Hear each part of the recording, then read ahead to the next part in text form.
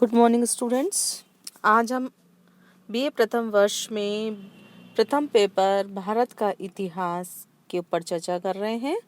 आज का हमारा टॉपिक है राजपूत युगीन सभ्यता और संस्कृति। तो सम्राट हर्षवर्धन की मृत्यु के बाद भारत की जो एक राजनीतिक एकता है वह नष्ट हो गई थी और भारत छोटे छोटे राज्यों में विभक्त हो गया था। और इस राजनीतिक अव्यवस्था में अनेक राजपूत राजवंशों का उदय हुआ, जैसे कन्नौज में गुजर प्रतिहारों और गढ़वालों, शाकंभरी और अजमेर में चौहानों, बुंदेलखंड में चंदेलों, मालवा में परमार, गुजरात में चालुक्य, बंगाल में पहले पालों ने और उसके पश्चात सैनों ने स्वतंत्र राज्यों की स्थापना की। तो इस प्रकार भारत में जिन नए राजवंशों का उदय हुआ वे सामूहिक रूप से राजपूत कहलाते थे। तुर्कों की भारत विजय तक अधिकांश भारत की राजसत्ता इन्हीं राजपूत वंशों के हाथों में रही। इसीलिए भारतीय इतिहास में 7वीं शताब्दी से लेकर 12वीं शताब्दी के युग को राजपूत युग कहा जाता है। ठीक है। तो राजपूत युग का भारतीय सभ्यता और संस्कृति के इतिहास में विशिष्ट स्थान है। इस काल में भारतीय सभ्यता और संस्कृति के मूल तत्व और विशेषताएं तो यथारूप में बनी रही, किंतु आवश्यकता पड़ने पर समय के अनुरूप उनमें कई बाहरी और व्यवहारिक रूप में परिवर्तन भी आए। राजपूत काल में प्राचीन भारतीय सभ्यता और संस्कृति के कुछ भिन्न संस्कृति का विकास हुआ, जिसे राजपूतकालीन सभ्यता और संस्कृति कहा जाता है। तो आज हम जो टॉपिक डिस्कस कर रहे हैं हम उसकी इस संस्कृति के विविध पहलुओं के ऊपर हम आज चर्चा करेंगे। सबसे पहले तो हम इसमें जो राजपूतकालीन सभ्यता और संस्कृति है इसकी विशेषताओं पर चर्चा करेंगे कि क्या विशेषता रही। पहली विशेषता तो यही है कि इस युग में राजनीतिक एकता का अभाव था। भारत अनेक छोटे छोटे राज्यों में विभाजित हो गया था और इस काल में ऐसा कोई शक्तिशाली राजवंश नहीं था जो देश के अधिकांश भाग को जीतकर उसे राजनीतिक एकता के सूत्र में बांधे। राजनीतिक इतिहास की दृष्टि से यह युग अव्यवस्था और अराजकता का युग था। इस युग में भारत के विभिन्न भागों में अनेक राजवंशों की सत्ता थी, जिनके राजा निरंतर आपस में लड़ते रहते थे और जो अनेक बार दूर दूर तक विजय यात्रा करके भी किसी विशाल और स्थिर साम्राज्य की नींव डालने में असमर्थ थे। दूसरा हमारा था बौद्ध और हिंदू धर्म में वाम मार्ग का प्रवेश। तो एक और तो वज्रयानी बौद्ध मंत्र शक्ति और तांत्रिक क्रियाओं का प्रयोग करने लगे, तो दूसरी ओर जो पौराणिक हिंदू धर्म है उनके संप्रदायों का भी उदय हुआ जो वज्रयान से मिलता जुलता था। तो ये इससे क्या हुआ, भारत की जो प्राचीन धर्म है उसकी शक्ति और महत्ता में अंतर आ गया। जीवन की नवस्फूर्ति, सदाचार की भावना, उच्च आदर्श से अनुप्राणित करने का जो कार्य भारत के प्राचीन धर्म करते थे उनका स्थान अब उन रहस्यमयी क्रियाओं ने ले लिया जिनकी तह तक पहुंचना जनसाधारण के लिए असंभव था।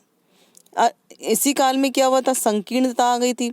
जो जाति व्यवस्था थी अपने जटिल रूप में प्रकट हुई। भारतीय समाज के जो पुराने वर्ण थे, वर्ग थे, जन थे, श्रेणियां थी आदि, इन सब ने क्या इनका जात पात के रूप में परिवर्तन हो गया, जो इस युग की विशेषता थी। इसी तरह से इस युग में भारत में अनेक कवि, दार्शनिक, स्मृतिकार, विज्ञानवेत्ता हुए, परंतु साहित्य और ज्ञान के क्षेत्र में इस काल के भारतीयों ने उस असाधारण प्रतिभा का परिचय नहीं दिया जो प्राचीन काल के विद्वानों ने प्रदर्शित की थी। तो इस युग की जो भाषा थी वह बोझिल और जटिल हो गई। तो ये इसकी विशेषताएं हैं। अब इसका हम पढ़ेंगे राजनीतिक अवस्था। राजनीतिक अवस्था में पहला पॉइंट तो हम यही लेंगे कि राजनीतिक एकता का अभाव था। भारत अनेक छोटे छोटे राज्यों में विभक्त था और ये निरंतर आपस में लड़ते रहते थे और अपनी शक्ति को व्यर्थ में नष्ट करते रहते थे। तो इस काल में कोई भी ऐसा शक्तिशाली राजवंश नहीं था जो संपूर्ण भारत पर अपना आधिपत्य स्थापित कर उसे राजनीतिक एकता के सूत्र में बांध सके। दूसरा पॉइंट हमारा है सीमांत नीति तथा विदेशी राजनीति के प्रति उदासीनता। इस युग में विभिन्न राजवंशों के बीच निरंतर संघर्ष चलते रहते थे। आंतरिक लड़ाइयों में लिप्त रहने के कारण भारतीय नरेश किसी राष्ट्रीय संघ का निर्माण करने तथा सुदृढ़ सीमांत नीति तथा विदेशी राजनीति के प्रति नितांत उदासीन रहे। जो संपूर्ण भारत पर अपना आधिपत्य स्थापित कर उसे राजनीतिक एकता निर्माण करने में असफल है।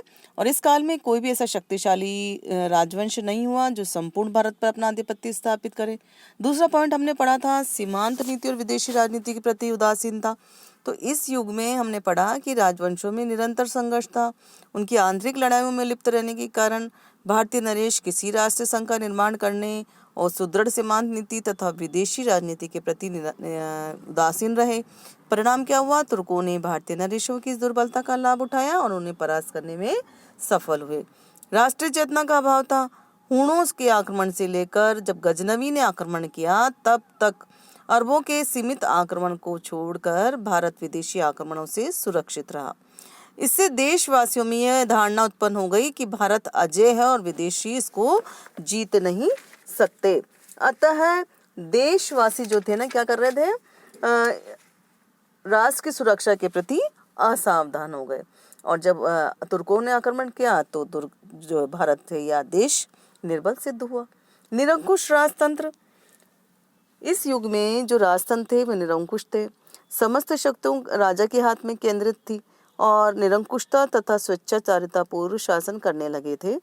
यद्यपि अभी भी ग्राम पंचायतें थी, परंतु उनका संबंध स्थानीय प्रबंध से था, देश की राजनीति से नहीं था। राज्य का सारा अधिकार किसके हाथ में चला गया? राजा के हाथ में। प्रजा के हाथ में कुछ नहीं था। तो इसका दुष्परिणाम ये हुआ कि जनता जो थी, जनता में स्वतंत्रता, राष्ट्रीयता, देशभक्ति आदि की जो भावना है शिथिल पड़ गए और उनके स्थान पर परावलंबन, चाटुकारिता, राज्य के प्रति उदासीनता, दब्बूपन आदि की भावनाओं का उदय हुआ। शासन व्यवस्था राजपूत में कोई नया प्रयोग नहीं हुआ। प्राचीन जो राजनीतिक शासन प्रणाली का ही अनुकरण होता रहा। राजा अपने राज्य का सर्वोच्च अधिकारी होता था। इस युग के जो राजा थे निरंकुश और स्वेच्छाचारी थे। राज्य के प्रति समस्त शक्तियां उनके हाथों में केंद्रित थी। यद्यपि शासन में सहायता के लिए मंत्रिमंडल होता था, परंतु राजा सबसे ऊपर होता था। ये मंत्री राजा के सेवक होते थे और उसके आगे के अनुसार कार्य करते थे। और राजा का जो पद होता था वो क्या होता था? वंशानुगत होता था।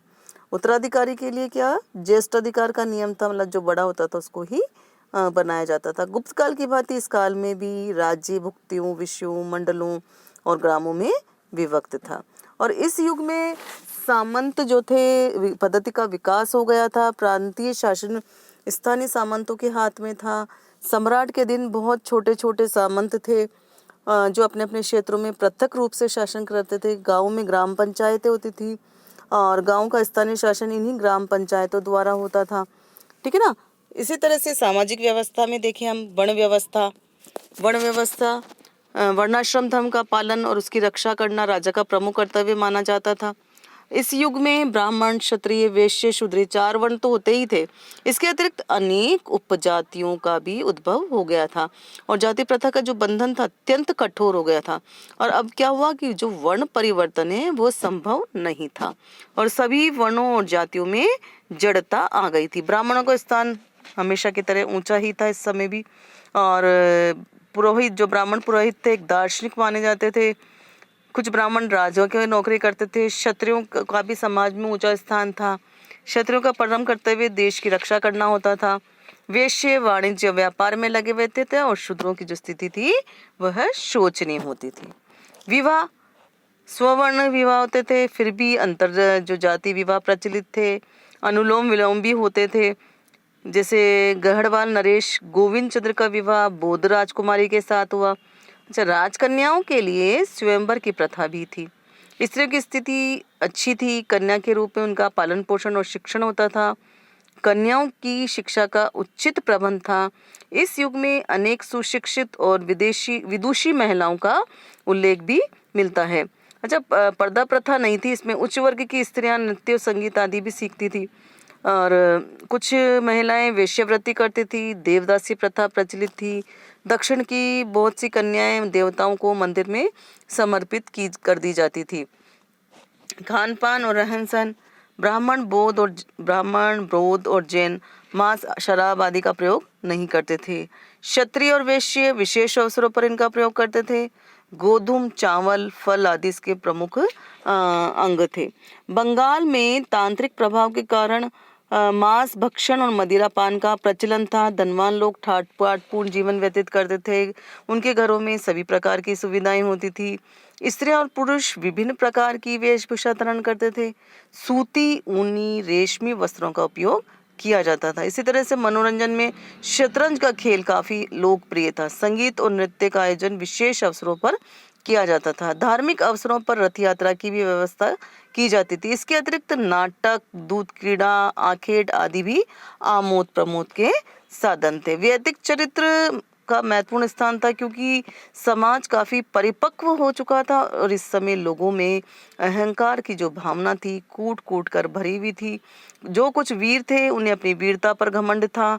जो विद्वान थे उनके लिए संसार मूर्ख था और जो दानशील थे उनके समस्त विश्व अर्थलोलुप था। धार्मिक अवस्था के ऊपर हम चर्चा करें तो राजपूत युग में हिंदू धर्म की पर्याप्त उन्नति हुई थी और हिंदू धर्म अपनी पराकाष्ठा पर पहुंच गया था। वैष्णव धर्म का अधिक प्रचार था। इस संप्रदाय के अनुयायी अपने इष्ट भगवान विष्णु की उपासना करते थे। विष्णु के साथ साथ लक्ष्मी और गरुड़ की भी पूजा की जाती थी। इस काल में भगवान विष्णु के 24 अवतारों की उपासना की जाती थी। इन अवतारों में मर्यादा पुरुषोत्तम राम और लीला पुरुषोत्तम भगवान कृष्ण लोकप्रिय थे। इस संप्रदाय में मूर्ति पूजा और मंदिरों की प्रधानता थी। शैव धर्म की हम चर्चा करेंगे तो शैव धर्म का भी व्यापक प्रचार हुआ। अनेक नरेशों ने शैव धर्म को ग्रहण करके अनेक भव्य शिव मंदिरों का निर्माण कराया।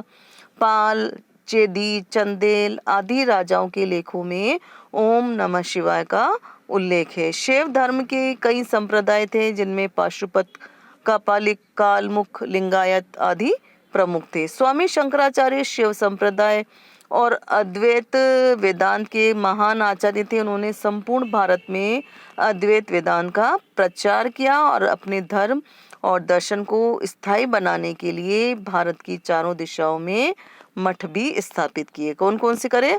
दक्षिण में श्रृंगेरी मठ, पश्चिम में द्वारका मठ, पूर्व में पुरी और उत्तर में बद्रीनाथ मठ। ये 4 मठ स्थापित किए।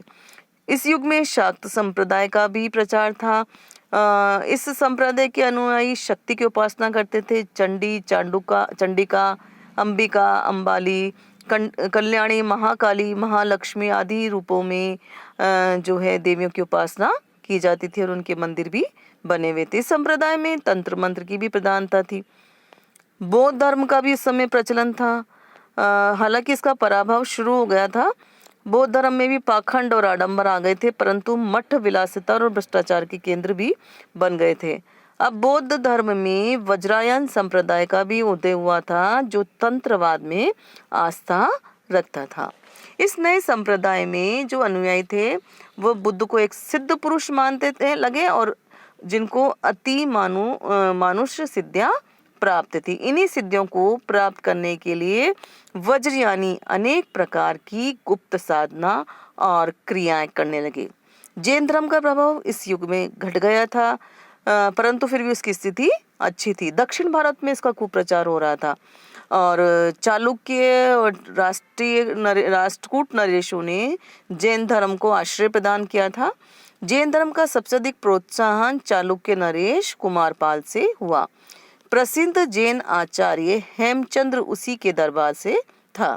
गुजरात, काठियावाड़ और राजस्थान में जैन धर्म का काफी प्रचार हुआ। अनेक राज्यों में भव्य जैन मंदिरों का निर्माण हुआ। इसी तरह से सामान्य धार्मिक विश्वास और आस्थाएं इस युग में जो है मूर्ति पूजा का अत्यधिक प्रचलन हुआ। फलस्वरूप भारी संख्या में मंदिरों का निर्माण हुआ। लेखों से पता चलता है कि इन मंदिरों के लिए भूमि दान में दी जाती थी। राजाओं के अतिरिक्त अन्य धनी लोग भी मंदिरों को दान दिया करते थे। विविध धर्मों में सामान्यतः परस्पर धार्मिक सहिष्णुता थी। हिंदू और जैन मतावलंबी नरेश अपने मत के मंदिरों को और विहारों को दान देते थे। आर्थिक अवस्था कृषि की स्थिति की उन्नति हुई। गेहूं, जौ, चावल, चना, कपास आदि यहाँ की मुख्य फसलें थी। सिंचाई की उत्तम व्यवस्था थी। इस युग में नरेशों ने अनेक झीलों का, जलाशयों का निर्माण कराया।